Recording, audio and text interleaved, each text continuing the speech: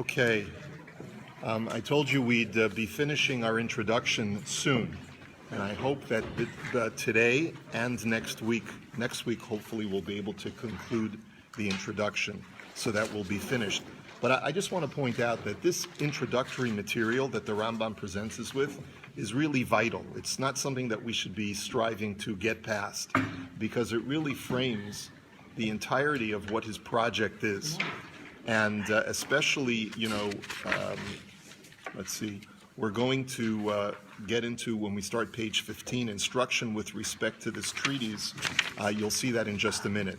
But let's go, we're continuing along on page 14 of the Pines edition of the English translation of the Moreh Nevukhim. And we're in the second paragraph, or the middle of the page. We had discussed last week that the Rambam said that there are two types of biblical metaphor. Sometimes there are certain types of metaphor where every single word counts for something, and you have to parse it very, very carefully. And if you blink and you miss a word, you may lose a vital component of the message. There are other kinds of metaphor that appear in Tanakh that are not to be taken as a word-for-word message, but there's a general idea. You'd use the example of Mishlei about the physical world being like a seductive woman who's trying to pull you away from your real purpose. And he says, in that kind of situation, trying to find significance in every single word is an exercise in futility, and you have to know the difference between the two.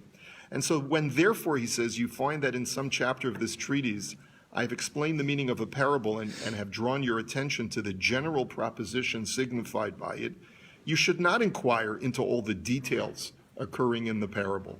For doing so would lead you into one of two ways. Either, if you try to read more into the parable than is really there, it's going to lead you down to one of two destructive roads. Either into turning aside from the parable's intended subject, you won't get it, or into assuming an obligation to interpret things not susceptible to interpretation and that have not been inserted with a view to the interpretation. You may pick up on things that were never meant to be used as part of the message and assign to them false meaning. The assumption of such an obligation would result in extravagant fantasies, such as are entertained and written about in our time by most of the sects of the world, since each of these sects desires to find certain significations for words whose author in no wise had in mind the significations wished by them. I think he may be referring to Christianity over here, where many times Christian students or scholars of the Bible have been able to find references to Christianity in Tanakh. And the Rambam says, of course, but that was never the intention of the author. So if you try to read too much, if you try to read incorrectly, right, Chazal even have a term for that. It's megale panim la Torah shelo kahalacha. In other words, if you try to extract messages that are contained in the Torah that lead you down the wrong path. Your purpose, rather, should always be to know, regarding most parables, the whole that was intended to be known, the general idea. And in some matters, it will suffice you to gather from my remarks that a given story is a parable, even if we explain nothing more. For once you know it is a parable, it will immediately become clear to you what it is a parable of. Meaning that sometimes, I'm just going to tell you, this difficult passage in Tanakh, which you have always had a problem with, it's not a problem. Why? It's a mashal. It's a parable. And I won't need to tell you anymore. They say, oh, that's a parable? Now I get it. If it's just a parable, I understand. And I won't need to tell you anymore. My remarking that it is a parable will be like someone removing a screen from between the eye and a visible thing. I'll be basically pulling away the shroud that prevents you from understanding. Okay, that leaves aside now our discussion of parables that are found in Tanakh. Now, the next part, in the Hebrew edition, it's Savoat Zeh HaMa'amar. Now, this is sort of basically an instruction with respect to this treatise. You could basically say that the Rambam is now telling us in this section of the introduction his literary style and how to read this book. This is really what he's trying to tell you. This is how I constructed the book, And this is now how I want you to read it. Now, we're going to get into some really very interesting terrain here, because in the next paragraph, it may be very possible that we're going to have to stop learning the Moreh Nevukhim based on the Rambam's instructions. Okay, so let's take a look. If you wish to grasp the totality of what this treatise contains, so that nothing of it will escape you, then you must connect its chapters one with another. And when reading a given chapter, your intention must be not only to understand the totality of the subject of that chapter, but also to grasp each word that occurs in it in the course of the speech, even if that word does not belong to the intention of that particular chapter. And what the Rambam is basically saying is get the gist of the whole chapter and then go through it word by word, and you'll find that nothing there has been inserted extraneously. The Rambam essentially is revealing to us at the very outset that I'm a master of this game that we're about to enter into, of giving you the secrets of philosophy. And if you find something that seems awry in my verbiage, you missed it. There's something I put there. It's like an Easter egg in the games, or I've got a lot of Easter eggs, says the Rambam, in the Moreh Nevukhim, and you've just got to be able to figure them out. For the diction of this treatise has not been chosen at haphazard, but with great exactness and exceeding precision, and with care to avoid failing to explain any obscure point. And nothing has been mentioned out of its place, save with a view to explaining some matter in its proper place. What that means is that, we've talked about a few times already how many of the people who have studied Moreh Nevukhim over the centuries have had difficulty trying to explain the Seder, the sequence of why the Rambam wrote it in the sequence that he wrote it, and the structure. He says, nothing that I've written is out of sequence, and if you find a topic that I've inserted in chapter A and you think it belongs in chapter B, then you should understand that the reason I put it in chapter A is because it's going to help to inform the content of chapter A. It may belong to chapter B primarily, but it's necessary in chapter A to inform something that you need to know about chapter A. You therefore should not let your fantasies elaborate on what is said here, for that would hurt me and be of no use to yourself.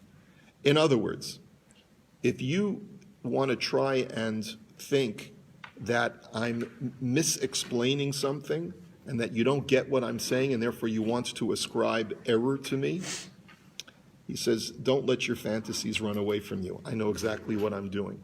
And if you try and interpret something incorrectly in the Moreh Nevukhim, it's going to hurt me. In other words, you're degrading my reputation, and you're further harming yourself because you're pulling out from the Moreh Nevukhim what I never intended.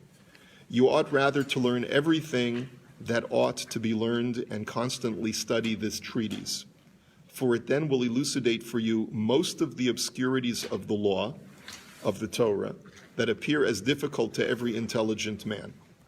Now he's going to place a shvua on his reader. I adjure you, meaning mashbiya ani aleichem. I am placing an oath upon you at this point. By God may he be exalted. Every reader of this treatise of mine not to comment upon a single word of it, and not to explain to another person anything in it, save that which has already been explicitly explained and commented upon in the words of the famous sages of our law, who preceded me. So you are not allowed to tell anybody what's in this book, except things that are already explicit in the words of Chazal.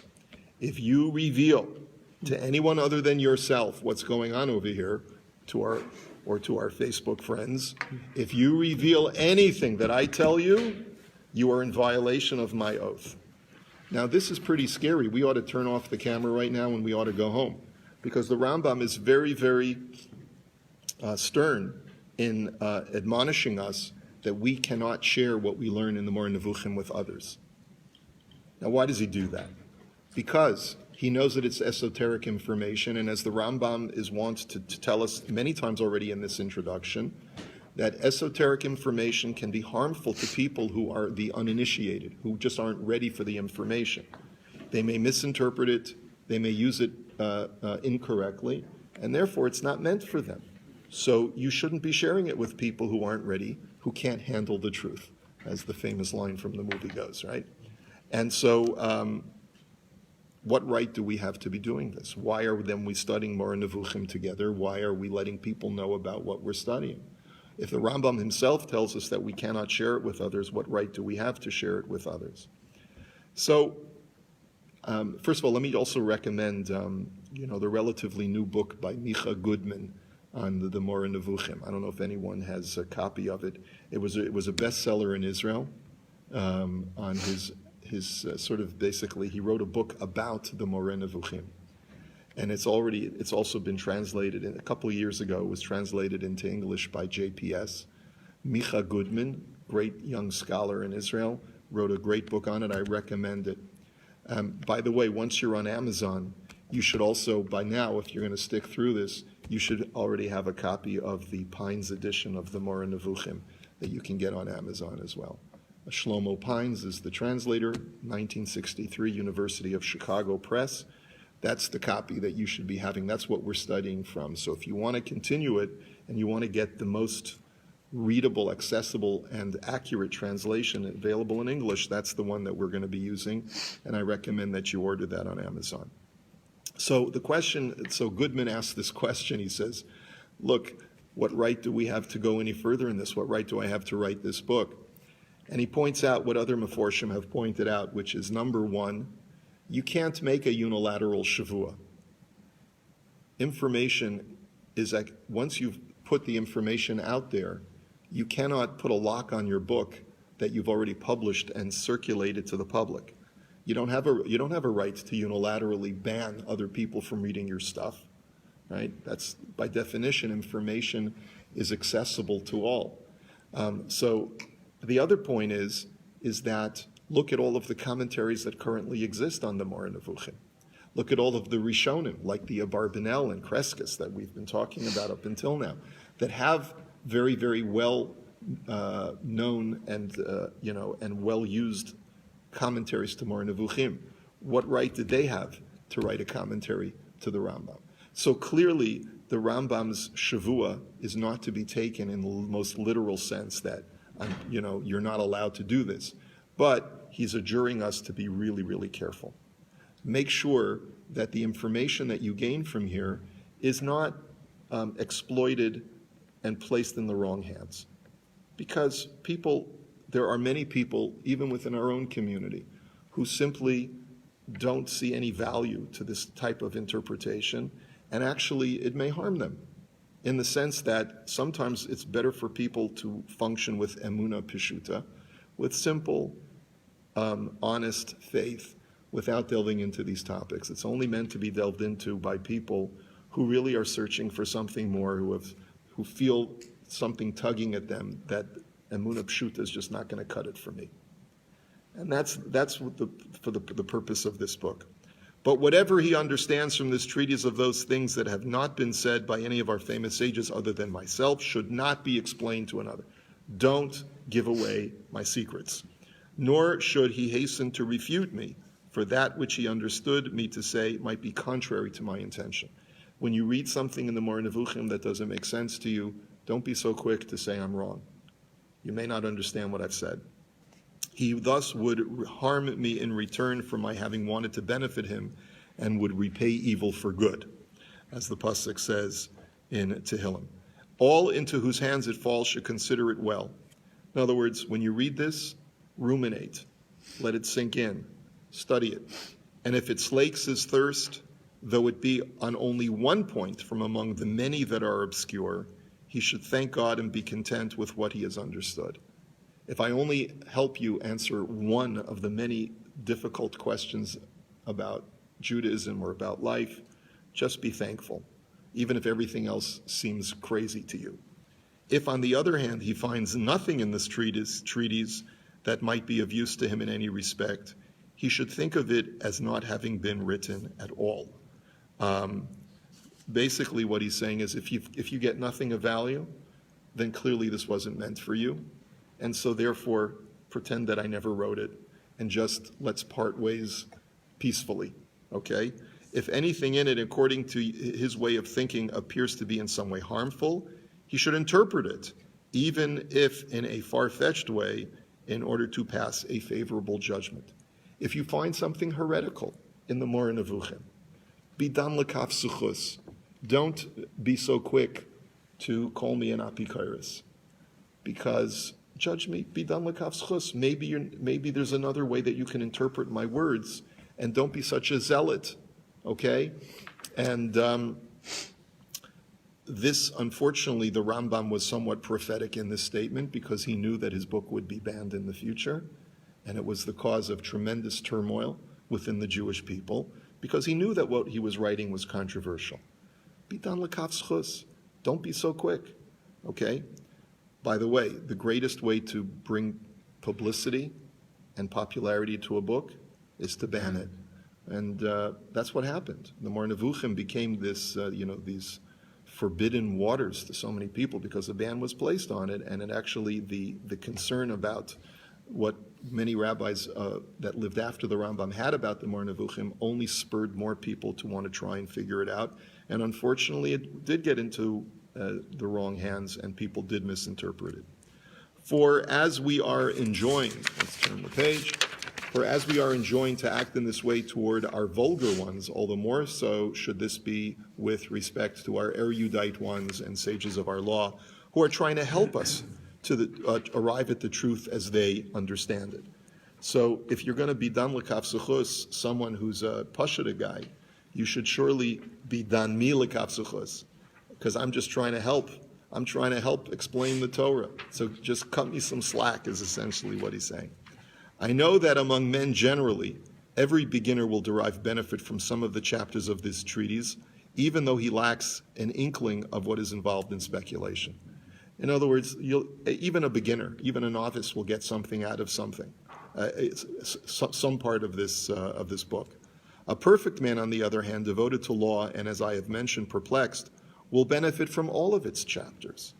How greatly will he rejoice in them, and how pleasant will it be to hear them? Essentially, he's saying that the more experienced you are in these philosophical matters, the more you'll get out of the book. Even if you're a beginner, you'll get something, but the more knowledgeable you are about philosophical speculation, the more you'll understand where I'm going with all of this. But those who are confused and whose brains have been polluted by false opinions and misleading ways, deemed by them to be true sciences, and who hold themselves to be men of speculation, without having any knowledge of anything that can truly be called science, those will flee from any of its chapters. Now, who's he referring to? We'll get to that in a minute. Indeed, these chapters will be very difficult for them to bear because they cannot apprehend their meaning, and also because they would be led to recognize the falseness of the counterfeit money in their hands, their treasure and fortune held ready for future calamities. Let's just unpack what the Rambam has just said. He's referring to a group of people who feel that they're very sophisticated and very knowledgeable in the ways of science, but in reality know nothing. And by the way, science here means philosophy. But in reality, they have not been trained properly. They will read many of the things that I have written here, and they will feel that it is a threat to what they believe. And therefore, they will be very quick to dismiss them because they have counterfeit money in their hands. They think they feel they have a representation of truth, but it's counterfeit. And by my revealing the counterfeit nature of what they believe, they're going to immediately be quick to dismiss and reject and disqualify everything that I have written. So the Meforshim at this point are a little bit divided on to whom the Rambam is referring. Some say that the Rambam is referring to a group of people of his time called the Mutikalimun, or the Kalamists, people who were in general society, both Jews and non-Jews, were very involved in reconciling either Judaism and philosophy or Islam and philosophy. And Kalam, which is something that we'll get more into as we go along, is a sort of pseudo-philosophy, but the Rambam was very critical of it because he felt that you are trying to fit a square peg in a round hole, and in so doing, you end up shaving off the edges of the square peg to make it fit, and you're doing a disservice to both philosophy and to religion. And so stylistically and methodologically, the Rambam had a big problem with the Kalamists, or the Mutakalimun, and therefore he could be referring to them in this paragraph. Other Meforshim say that the Rambam is referring to the great scholars of Yiddishkeit of his time, the great Jewish scholars of his time, who feel that they have been able to uncover all of the secrets and all of the truths of the Torah by just allowing them to remain confined within Torah study and not venturing out and studying Aristotelian philosophy. And he says, you're going to read my words, and it's going to blow your mind, because you're going to realize that that your methodology and your interpretation has been so severely limited because you haven't ventured out of, so to speak, the walls of the traditional texts, that you're going to think that what I'm doing is totally outlandish and unacceptable. In any event, God, may he be exalted, knows that I have never ceased to be exceedingly apprehensive about setting down those things that I wish to set down in this treatise. I'm moiridik. I'm very worried about what this is all going to mean. What's going to happen if I put down these words into writing and it does damage. I'm very, very worried about this. For they are concealed things. None of them has been set down in any book written in the religious community in these times of exile. So he says a couple of things. No one from my community of Froma Yidden, of pious, devoted, religious Jews, has ever ventured to do these kinds of things. We've had Jews who have left the derech and have tried to go into the world of philosophy, and we've had very frum Jews who have stayed very clear of philosophy and rejected it. But no one's ever tried what I've done, which is to embrace philosophy and yet remain devout and pious. The Rambam doesn't have to prove that he is a devout and pious Jew. I mean, this is after he's written the Mishnah Torah, for goodness sake, and he's lived a life of Jewish leadership in halacha. So he's got his credentials already. And so no one's ever tried what I'm trying to do. How then can I now innovate and set them down? However, I have relied on two premises. The one I'm basing myself on two teachings, he says. The one being the sages saying in a similar case, Eis lasos lashem, heferu sarasecha. It is a time to act for the Lord, and so on. This is a pasuk in Tehillim, which has been explained by our sages to mean that when it is a time to act for God because the Torah is in danger of being forgotten, you have to go out on a limb and do things which may appear to be questionable. The Rambam himself utilized this sentence in his introduction to the Mishnah Torah to explain the project of Rabbi Yehuda Hanassi in his commission of the Mishnah. The Mishnah, which is an explanation of rabbinic law of Torah Sheba'al Peh, was never meant to be committed to a text. And so Rabbi Yehuda Hanassi was also plagued with the very same feelings that the Rambam is plagued with several hundred years before. And the Rambam sort of is associating himself with Rabbi Yehuda Hanassi's project of writing down Torah Sheba'al Peh into Mishnah, basically saying that Rabbi Yehuda Hanassi was also extremely apprehensive about this. And we know this, we've talked about this in our Pirkei Avos shiurim. When we look in Pirkei Avos, we'll see that the statements of Rebbe allude to his apprehension and his hesitancy to write down the Mishnah, but he felt he needed to do it because it was the key to the perpetuation of Torah Sheba'al Peh within the Jewish people. If I don't do it, this many very, very important halachos and many very important ideas that are contained within Torah Sheba'al Peh will be lost forever to the vicissitudes of time. And I have to do it. I have no choice. Even though I am in violation of the principle, of the ideal, to keep oral tradition oral, I have no choice. And therefore I will, what did Rebbe decide to do? He committed himself to a text that was as terse as possible, containing the vital information that needed to be transmitted, but at the same time, only committing to writing a very small amount of text in comparison to a much larger body of knowledge. So he tried to preserve the orality of that which of the Torah Sheba'al Peh, even when committing the Mishnah into a text. The Rambam essentially is saying the same thing. I needed to write this book because there is a danger that the esoteric knowledge of what I'm presenting to you will be lost forever if I don't. because we're at a crossroads. Apparently he's seeing you, same crossroads as Rabbi Yehuda Hanassi was 700 years ago, more like 1,000 years ago, that he needed to write this down, and I need to write it down as well. But I'm confining myself, Eis Lasos Lashem. And the second thing being they're saying, let all thy acts be for the sake of heaven. Now, we'll get to that in just a minute. That's from Pirkei Avos. Upon these two premises have I relied when setting down what I have composed in some of the chapters of this treatise. Now, the first sentence, as I quoted from Tehillim, and the way that Chazal used that sentence of Eis Lasos Lashem is self-explanatory based on our knowledge of how Rebbe used that pasuk.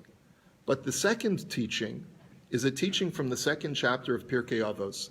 And I just want to spend a moment just going through that mission in Pirkei Avos. Let the fear of heaven be upon you. The Mishnah in its totality was mentioned by Rebbe Yossi. Rebbe Yossi is one of the 5 key disciples of Rabban Yochanan ben Zakkai, who is mentioned in the second chapter of Pirkei Avos. He had 5 key disciples who were responsible for perpetuating Torah Shebaal Peh at a crucial time, a very precarious time of the spreading of Torah. Right at the time of the second Churban Beis Hamikdash, and he told these students, go out and see what you need to do in the world. And Rebbe Yossi was known as Rebbe Yossi, whose trait was to be a chassid. He was a pious individual. Now, the word chassid means to go lifnim mishuras adin, to always make sure that you do no harm, and that you are always trying to make sure that everyone is accommodated.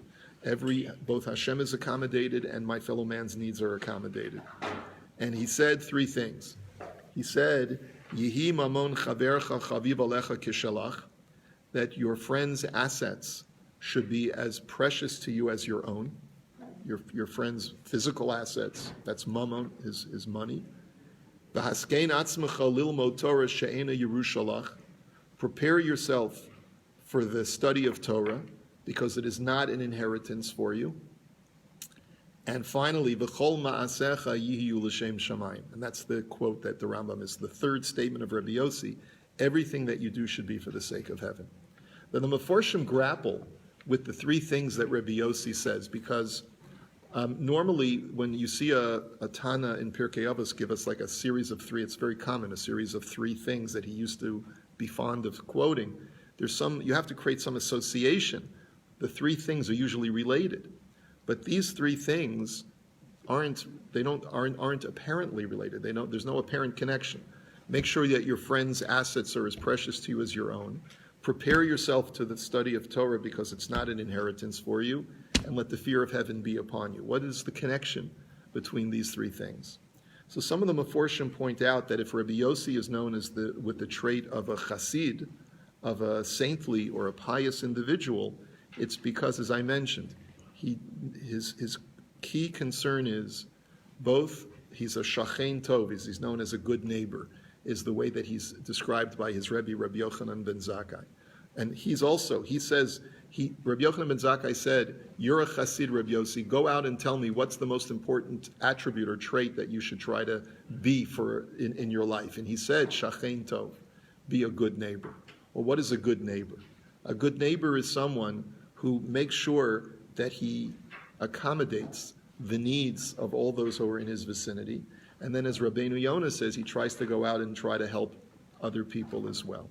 And he certainly makes sure that he never makes too much noise after it's time to go to bed, and never leaves garbage outside. In other words, a shachen tov is someone who is considerate and cares about other people and makes sure that they're taken care of, and certainly not to do any harm to them. And so certainly, Yehi mamun chavercha chaviv alecha keshalach is certainly consistent with the attribute of a shachen tov. Make sure that your friend's house is as well groomed as your house. That makes you a good neighbor. His assets are as well taken care of as yours. In the context of what the Rambam is talking about is, I have a responsibility to be a shachen tov to all of the rest of the people who are trying to study Torah and be good Jews. I have to make sure that I do no harm to my fellow Jew. And so that's the first part of the Mishnah that is implicit in what he's trying to say. Haskein atzmecha lilmod Torah she'eina yerushalach. Prepare yourself for Torah study, because it's not an inheritance for you. Some of the Meforshim ask, what does this mean? Don't we know that Torah tziva lanu Moshe morasha kihilas Yaakov? The Torah is a Yerusha. The Torah says that it's a Yerusha. It's our inheritance. So how can Rabbi Yossi say that it's not an inheritance? And so Medrash Shmuel says that there are parts of Torah that are an inheritance. That's the part that is accessible to everyone. But there are parts of Torah that are not accessible to everyone, because everyone has a unique entree to his portion of Torah, especially when it comes to esoteric interpretations of the Torah. There are certain things that you will find that I will never see, and there are certain things that I will see that you will never see unless I present them to you. And therefore, the Rambam says, part of my being a shachein tov is being able to uncover those portions of Torah that are uniquely my own, that is not an inheritance, that I have to work hard in order to unearth and uncover, and then I have an obligation as a shachein tov to share them with all my neighbors. And finally, let the fear of heaven be upon you. My piety has nothing to do with me. Just like the Torah is not my personal Yerusha, I realize that anything that I have in life is given to me by a gift of Hashem. And I'm not doing this for my own kavod. I'm not doing this because I feel that it is something that I'm entitled to do. I don't feel that sense of entitlement. And I also certainly don't feel that I'm doing this in order to perpetuate my name and to gain glory for myself. I'm doing this for the sake of heaven. And so, as a shachein tov, I feel an obligation, A, to present you information that will do no harm, but also B, to share with you, as a good neighbor, what I've already gained. And I do so with the fear of heaven upon myself. And I think that's maybe, perhaps, in the context of this Mishnah that is stated by Rabbi Yossi, the shachein tov, that might be why the Rambam quotes that particular section. So to sum up, I am the man who, when the concern pressed him and his way was straightened and he could find no other device by which to teach a demonstrated truth other than by giving satisfaction to a single virtuous man while displeasing 10,000 ignoramuses, I am he who prefers to address that single man by himself, and I do not heed the blame of those many creatures. For I claim to liberate that virtuous one from that into which he has sunk, and I shall guide him in his perplexity until he becomes perfect and finds rest. If I have the Rambam is very elitist in this position. I know that there's a lot of ignorant people out there. I'm not focusing on the masses. When I write this book, the Mishnah Torah was a book for the masses. It was because it was there to present universal halachic observance. But I'm the type of guy certainly at this stage of my life, where if I can find just one good student who I can enrich, even if it's going to tick off 10,000 other people, and they're going to find absolutely no value in what I say, and in just the contrary, they're going to think that it is the source of derision and scorn, I'm good with that. Because my objective is not quantity, it's quality. I'm looking for some diamonds in the rough that I can actually refine and help. And I'm not concerned about the 10,000 other people. So now we've got a very good basis for understanding who his audience is, how to read the text, because he's already told us that you're going to have to go through everything systematically, and there are going to be sections in one chapter that really you think will belong in another, but it's all part of my plan. Now we're ready to proceed in some of the logic that he presents in his next part of the introduction, which will be next week. Any questions or comments? So the Rambam, I mean, it's honest, but it's no more elitist than any rabbi knowing that if 2 people come to a shiur instead of 50, the shiur is still of tremendous value. So it's still a concept that's rooted in, that's rooted in Jewish learning. He's more honest about it. He's very honest about it. You also have to consider the rabbi who only has 2 people coming to the shiur may not be because it's such esoteric, deep stuff. Well, but that's where rabbis' egos get in the way, right? So sometimes people think that there's one guy who prides himself publicly and says, "I have I've made 10,000 people from, I was Makari of 10,000 people. Shkoyach. Let's see first of all who they are, and also let's see what their Yiddishkeit looks like. I'd much rather make one person but who's got his head on straight and really knows that he's a servant of God for the right reasons and understands that this is not just some mumbo jumbo stuff, than 10,000 people who do it because they think that they're going to heaven straight because of a mitzvah they did. Okay. Okay, Shkoch.